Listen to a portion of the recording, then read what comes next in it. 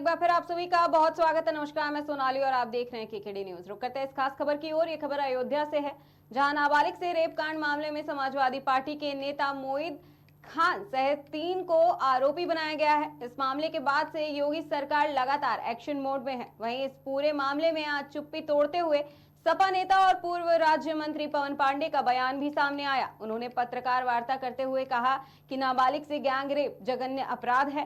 इस दौरान उन्होंने सरकार की कार्रवाई पर भी सवाल उठाया है। सपा नेता पवन पांडे ने कहा कि समाजवादी पार्टी मांग करती है कि जो भी दोषी है, जिन्होंने इस वारदात को अंजाम दिया है, उनके खिलाफ कठोर से कठोर कार्रवाई की जाए।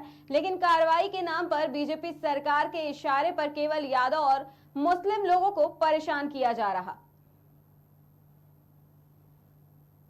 कि इतनी गुंडागर्दी और लगता है भारतीय जनता पार्टी की सरकार ने इसकी खुन्नस निकालने के लिए जय सिंह राणा और उनके हमारे चेयरमैन पर राशिद पर मुकदमा दर्ज कर दिया गया धमकाने का। भाई मैं मांग कर रहा हूं, डीएम कप्तान महिला अस्पताल का सीसीटीवी फुटेज निकलवा ले। अगर जय सिंह राणा और राशिद ने किसी को धमकी दी हो, उनके परिवार किसी को धमकाया हो, तो मुकदमा लिख के कार्रवाई करो। लेकिन इसी तरह मिले सीसीटीवी फुटेज अगर निकालेंगे, उसमें दिखाई पड़ेगा कि जय सिंह राणा रात में अपनी पत्नी और अपनी बिटिया को लेकर के घर वापस जा रहा अस्पताल से। भाई छोटे भाई की पत्नी एडमिट है, तो जाहिर सी बात है बड़े भाई की पत्नी छोटे भाई की पत्नी के अस्पताल में सेवा करेगी, देख रेख करेगी। अब अगर सेवा करना, देख रेख करना अपराध है भाजपा सरकार में, तो महिला अस्पताल पूरा सील कर दे, कह दे खाली एक बच्ची वहां एडमिट रहेगी, जितने बाकी मरीज हैं सबको भगा दिया जाए, कोई जाएगा नहीं अस्पताल में। तो ये तो मनबड़ाई है, ये तो सरकार आक्रांता की तरह काम कर रही है और समाजवादी पार्टी इस आक्रांता पूर्ण बर्बरपूर्ण कार्य की निंदा करती है कि आप जिस पर चाहेंगे मुकदमा लिख देंगे, परेशान करेंगे। ये गलत बात है। समाजवादी पार्टी इसकी निंदा करती है और राशिद भाई चेयरमैन पर जय सिंह पर जो मुकदमा लिखा गया, हम चाहते हैं इस पर फाइनल रिपोर्ट करके इसको सरकार खत्म करे, पसंद नहीं आता। ये गलत बात है और कार्यों से भी कहेंगे सरकारें आती जाती रहती है, आप निष्पक्ष काम करिए। अगर हम दोषी हैं, हमने गलत किया है, बिल्कुल आप मुकदमा लिखिए, कार्रवाई करिए, जेल भेजिए, लेकिन भारतीय जनता पार्टी के एजेंट बनकर काम न करिए।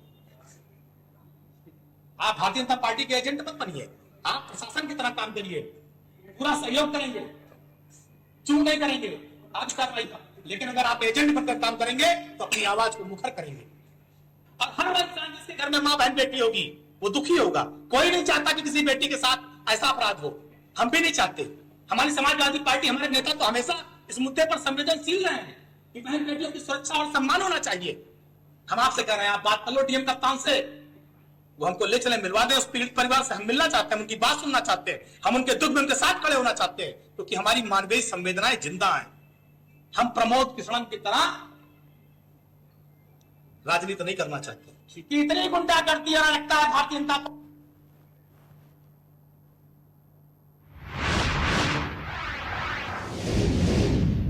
रुक करते हैं अगली खबर की ओर। ये खबर जालौन से है, जहां जालौन जिले में खनन परिवहन माफियाओं की दबंगई का मामला सामने आया है, जहां वाहन चेकिंग अभियान के दौरान पकड़े गए ट्रक को जबरन छुड़ा ले गए हैं माफिया। आपको बता दें, इसी के साथ एआरटीओ तथा हमराहियों पर ट्रक चढ़ा करके कुचलने का प्रयास भी किया गया, जिसके बाद एआरटीओ राजेश कुमार वर्मा ने पुलिस को तहरीर दी है। पुलिस ने सुसंगत धाराओं में मुकदमा दर्ज कर कार्रवाई शुरू कर दी।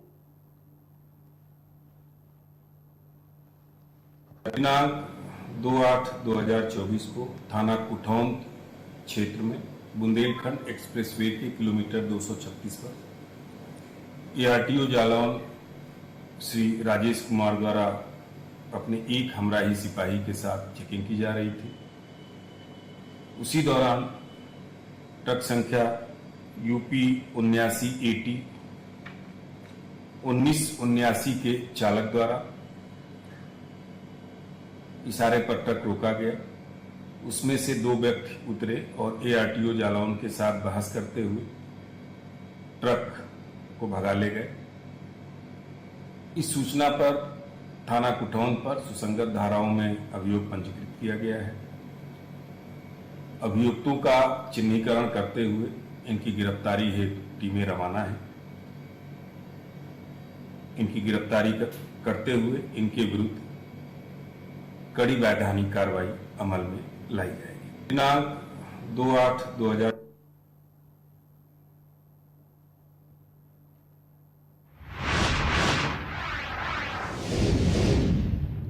करते हैं अगली खबर की ओर। ये खबर जालौन से है, जहां युवक की मौत के बाद परिजनों ने विशाल मेगा मार्ट हंगामा काट दिया है। बता दें, युवक विशाल मेगा मार्ट में काम करता था, जिसके बाद शनिवार की सुबह राठ रोड ओवरब्रिज पर युवक का शव मिला था। पूरा मामला उरई कोतवाली क्षेत्र का बताया जा रहा।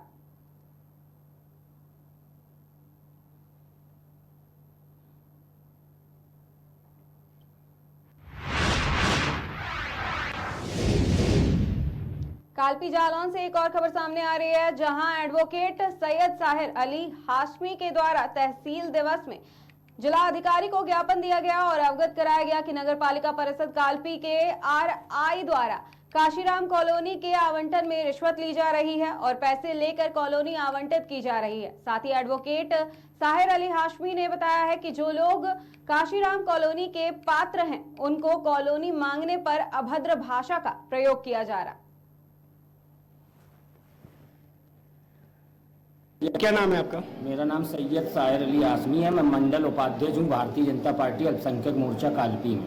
मैंने ये नगर पालिका परिषद कालपी के राम भवन सिंह जो RI है नगर पालिका परिषद, मैंने एक लोगों के लिए कॉलोनी का फॉर्म, काशीराम कॉलोनी का फॉर्म अप्लाई किया था। इन्होंने आचार संहिता से पहले अपने रजिस्टर में लिख लिया था कि मैंने कॉलोनी अलॉटेड कर दी है उनके नाम, जिसमें वो बिल्कुल पात्र महिला हैं और विडो हैं।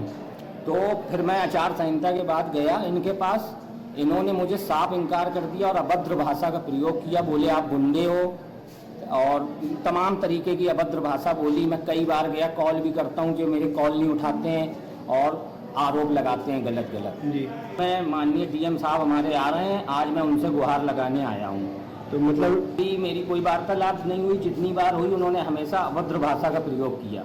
जो मैंने कहा काशीराम कॉलोनी जो लोग पात्र हैं उनके नाम आप अलॉटेड करिए, बल्कि इनका काम है जो इनको पैसा दे देता है जी उनके नाम कर देते हैं अलॉटेड। हम ये चाहते हैं जो पात्र महिला है, मैंने एक फॉर्म डाला था, उनके नाम एक कॉलोनी अलॉटेड कर दें, मुझे इनसे कोई दिक्कत नहीं है। और ये मेरे खिलाफ अभद्र भाषा का जो प्रयोग करते हैं, कहते हैं तुम्हारे खिलाफ मुकदमा लिखा देंगे, फलाना कर दे। अगर मैं गलत हूँ तो मेरे खिलाफ मुकदमा लिख दिया जाए।